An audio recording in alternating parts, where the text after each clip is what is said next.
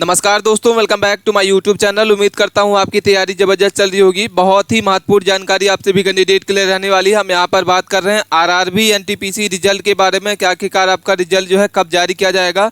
विभाग की तरफ से बड़ी खबर निकल के आ रही है कि आपका रिजल्ट है किस दिन जारी किया जाएगा। 1,21,695 कैंडिडेट का यहाँ पे रिजल्ट जो है यहाँ पे आउट हो चुका है।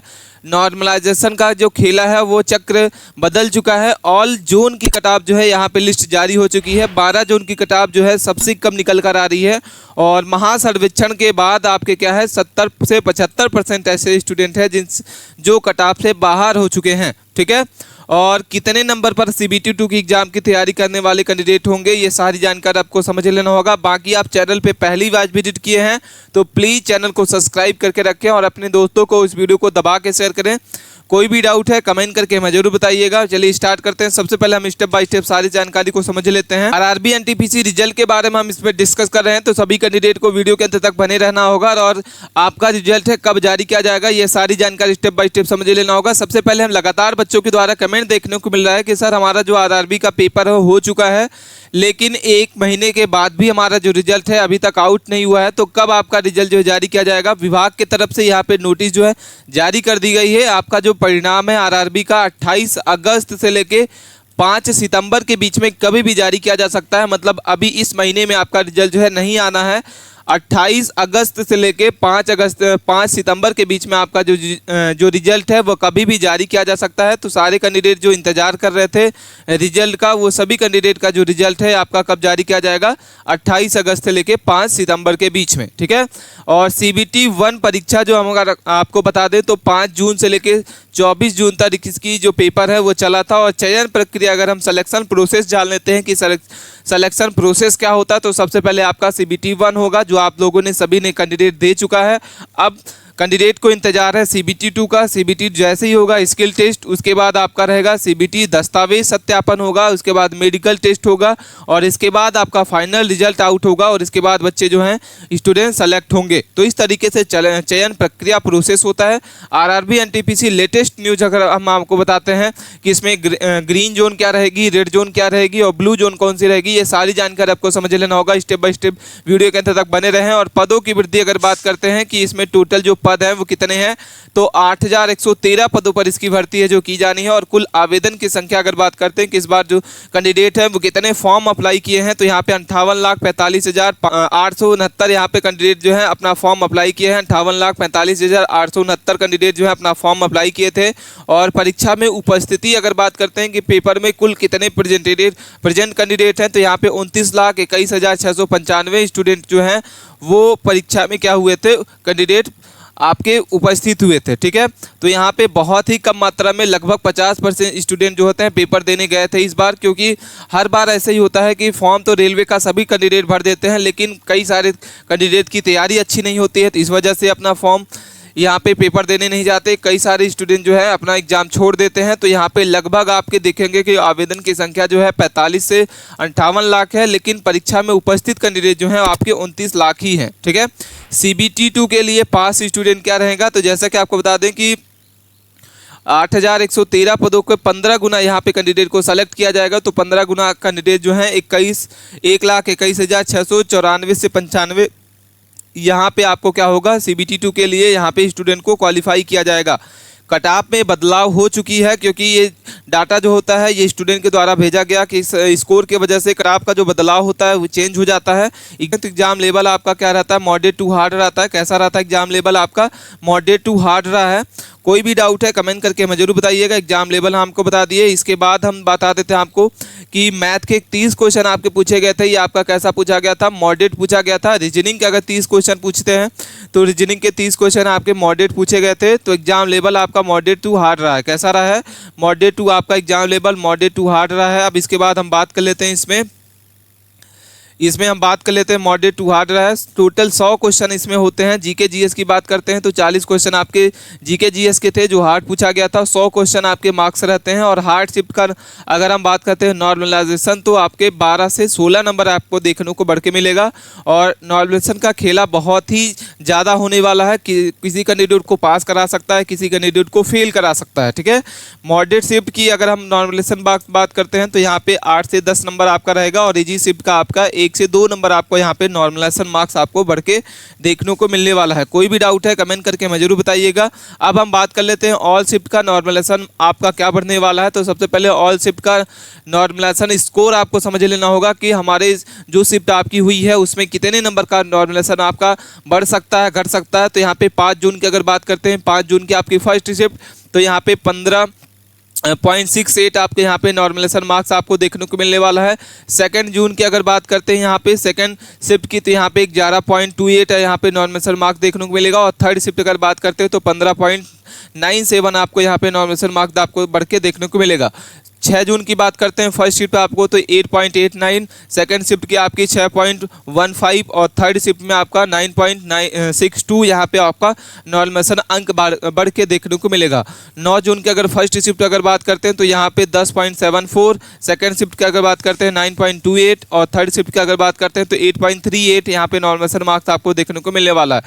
10 जून की अगर बात करते हैं फर्स्ट शिफ्ट आपकी 12.64 और सेकंड शिफ्ट में आपको 13.64 और थर्ड शिफ्ट में आपका 8.97 आपको यहाँ पे नॉर्मलाइजेशन मार्क्स आपको बढ़ के देखने को मिलने वाला है। ठीक है, कोई भी डाउट है कमेंट करके मैं जरूर बताइएगा। अब हम बात कर लेते हैं 11 जून की आपकी फर्स्ट शिफ्ट आपकी 13.52 और थर्ड शिफ्ट का आपकी रहेगी 12.97, सेकंड शिफ्ट की आपकी रहेगी 11.79 आपको यहाँ पे नॉर्मलाइजेशन मार्क्स आपको बढ़ के देखने को मिलेगा। 10 जून की हमने आपको बता दिया, 9 जून की आपने बता दिया आपको। 12 जून की फर्स्ट शिफ्ट आपकी रहेगी 6.15, सेकंड शिफ्ट की आपकी रहेगी 15.78 और थर्ड शिफ्ट का आपकी रहेगी 12.11। ठीक है, इसके बाद 12 के बाद हम बात कर लेते हैं यहाँ पे 13 की, 14 की, 15, 16 की बात कर लेते हैं। तो 12 के बाद हम 13 की बात करते हैं तो फर्स्ट शिफ्ट आपकी रहेगी 11.92, सेकंड शिफ्ट की अगर बात करते हैं 7.28 और थर्ड शिफ्ट की बात करते हैं तो 5.97 यहाँ पे नॉर्मलाइजेशन मार्क्स आपको देखने को मिलने वाला है। 14 की बात करते हैं फर्स्ट शिफ्ट आपकी रहेगी 4.98, सेकंड शिफ्ट में आपका 5.85 और थर्ड शिफ्ट में आपका 4.38 यहाँ पे देखने को मिलेगा। 16 जून की फर्स्ट शिफ्ट आपको रहेगी 6.98, सेकंड शिफ्ट की आपकी रहेगी 9.44 और थर्ड शिफ्ट में आपका 14.85 आपको यहाँ पे देखने को मिलेगा। 17 जून की अगर बात करते हैं फर्स्ट शिफ्ट आपका रहेगा 10.87, सेकंड शिफ्ट में आपका 8.11, थर्ड शिफ्ट में आपका 7.84 और अगर हम बात करते हैं 18 जून की तो यहाँ पे फर्स्ट शिफ्ट में आपका 3.28, सेकंड शिफ्ट के लिए आपको 5.42 और थर्ड शिफ्ट के आपको 14.65। ठीक है, और 19 जून की अगर बात करते हैं फर्स्ट शिफ्ट आपकी रहेगी 10.29, सेकंड शिफ्ट आपकी रहेगी 4.37 और सेकंड शिफ्ट में आपकी थर्ड शिफ्ट में रहेगी आपकी 7.11। ठीक है, 20 जून की अगर बात करते हैं फर्स्ट शिफ्ट आपकी रहेगी 4.11, सेकंड शिफ्ट की बात करते हैं 4.49 और थर्ड शिफ्ट की अगर बात करते हैं तो 6.43 आपको यहाँ पे देखने को मिलने वाली है। 21 जून की अगर बात करते हैं फर्स्ट शिफ्ट आपकी तो 8.43, सेकंड शिफ्ट की बात करते हैं 4.33 और थर्ड शिफ्ट की अगर बात करते हैं तो यहाँ पे 8.44 और 23 जून की अगर बात करते हैं फर्स्ट शिफ्ट आपकी रहेगी 2.63, सेकंड शिफ्ट की बात करते हैं 9 यहाँ पे 74 और थर्ड शिफ्ट की बात करते हैं तो 3.83। 24 जून की अगर बात करते हैं फर्स्ट शिफ्ट आपकी रहेगी 13.96, सेकंड शिफ्ट की बात करते हैं 7.96 और थर्ड शिफ्ट की अगर बात करते हैं तो 14 आपके यहाँ पे 12 यहाँ पे आपको नॉर्मलाइजेशन मार्क्स आपको देखने को मिलने वाला है। तो ये हमने आपको सभी शिफ्ट जितनी भी 16 शिफ्ट यहाँ पे हुई है सभी शिफ्ट का हमने आपको बता दिया कि किस शिफ्ट में आपका नॉर्मलाइजेशन मार्क्स जो है आपको देखने को मिलने वाला है। टोटल यहाँ पे आपके 16 दिन पेपर चले थे, 48 शिफ्ट में इसका एग्जाम हुआ था। कोई भी डाउट है कमेंट करके हमें जरूर बताइएगा। अब हम बात कर लेते हैं कि आपकी शिफ्ट कौन सी हार्ड रही है, कौन सी शिफ्ट आपकी मॉडरेट रही है, ये भी आपको समझ लेना काफ़ी इंपॉर्टेंट होगा। तो हार्ड शिफ्ट की जानकारी आपको समझ लेना होगा कि कौन कौन सी हार्ड शिफ्ट रही है और कौन कौन सी आपकी मॉडरेट शिफ्ट रही है। तो हार्ड शिफ्ट की अगर बात करते हैं तो 5 जून की आपकी थर्ड शिफ्ट, 5 जून की फर्स्ट शिफ्ट, 12 जून की आपकी सेकंड शिफ्ट, 16 जून की थर्ड शिफ्ट, 18 जून की आपकी थर्ड शिफ्ट और इसके बाद 24 जून की थर्ड शिफ्ट, 24 जून की सेकंड शिफ्ट और इसके बाद 10 जून की सेकंड शिफ्ट, 11 जून की आपकी सेकंड शिफ्ट, 11 जून की थर्ड शिफ्ट। इसके बाद हम बात कर लेते हैं यहाँ पे 10 जून की आपकी 10 जून की सेकंड शिफ्ट, इसके बाद 10 जून की फर्स्ट शिफ्ट, 12 जून की थर्ड शिफ्ट, 13 जून की फर्स्ट शिफ्ट, 11 जून की सेकंड शिफ्ट, 5 जून की सेकंड शिफ्ट और 9 जून की आपकी सेकंड शिफ्ट। तो ये जो सारी की सारी आपकी शिफ्ट रही हैं वो हार्ड रही हैं। और मॉडरेट शिफ्ट अगर बात करते हैं तो 9 जून की थर्ड शिफ्ट, 21 जून की फर्स्ट शिफ्ट, 17 जून की सेकंड शिफ्ट और 19 जून की आपकी सेकंड शिफ्ट और 24 जून की सेकंड शिफ्ट, 17 जून की थर्ड शिफ्ट और 13 जून की सेकंड शिफ्ट, 19 जून की थर्ड शिफ्ट, 16 जून की फर्स्ट शिफ्ट और 12 जून की फर्स्ट शिफ्ट, 20 जून की आपकी थर्ड शिफ्ट, 6 जून की सेकंड शिफ्ट, 13 जून की थर्ड शिफ्ट, 14 जून की सेकंड शिफ्ट, 18 जून की सेकंड शिफ्ट और 14 जून की आपकी फर्स्ट शिफ्ट। तो ये जो आपकी शिफ्ट रही है ये सभी कैंडिडेट की मॉडरेट शिफ्ट रही है और इसमें थोड़ा सा नॉर्मल मार्क्स जो होता है वो थोड़ा सा कम होता है। अब हम बात कर लेते हैं कि आपके कौन कौन सी ग्रीन जोन रही है, कौन कौन सी आपकी रेड जोन रही है। तो हम इसमें ग्रीन जोन के वाइज हम इसमें समझ लेते हैं कि रेड जोन कौन कौन सी रही है और ग्रीन जोन आपकी कौन कौन सी रही है। तो रेड जोन ऐसी होती है जिसमें कट ऑफ जो होती है सबसे ज़्यादा जाती है। तो रेड जोन कौन कौन सी रही है, तो पटना, अहमदाबाद, कोलकाता, प्रयागराज, सिलीगुड़ी, गोरखपुर, मुजफ्फरपुर, भोपाल, अजमेर, ये सारी कौन सी जोन रही है, रेड जोन के अंतर्गत आती है। और इसकी जो कट ऑफ होती है थोड़ा सी हाई फाई जाती है। जैसा कि आप देख रहे होंगे कि रेड जोन की जो कट ऑफ है सबसे ज़्यादा यहाँ पे देखने को मिलने वाली है। जनरल कैटेगरी की बात करते हैं तो 64 से 68 नंबर की कट ऑफ आपको देखने को मिलेगी। ओबीसी की बात करते हैं तो 62 से आपकी 65 नंबर, ईडब्ल्यूएस की बात करते हैं तो 60 से 62 नंबर आपकी रहेगी। एसटी की बात करते हैं और एससी की बात करते हैं 54 से 56 नंबर, 45 से 48 नंबर और एक्स मैन की अगर बात करते हो तो 40 नंबर यहाँ पे आपको नॉर्मल मार्क्स आपको यहाँ पे कट ऑफ जो है एक्सपेक्टेड कट ऑफ आपको हम बता रहे हैं यहाँ पे देखने को मिलने वाला है। जोन वाइज आपकी कट ऑफ जो है आपके 18 से 20 नंबर का फर्क आपको यहाँ पे देखने को मिलेगा। और अगर आपका -2 और +2 अगर आप तो आप सेफ हैं और अपनी CBT2 की तैयारी जरूर करते रहें।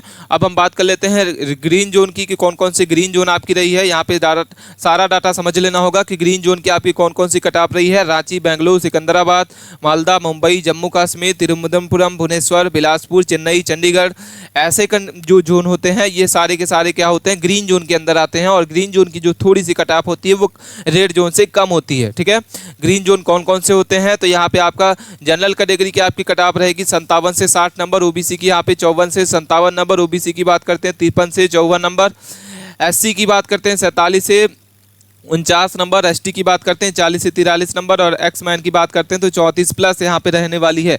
CBT की तो तैयारी आप 100% करें। जिन कैंडिडेट का यहाँ पे इतना स्कोर रहता है तो आप सेफ हैं और CBT2 की तैयारी जरूर करें। ठीक है, कोई भी डाउट है कमेंट करके हमें जरूर बताइएगा। मिलते हैं नए टॉपिक के साथ नए वीडियो में, तब तक के लिए आप बने रहें। धन्यवाद।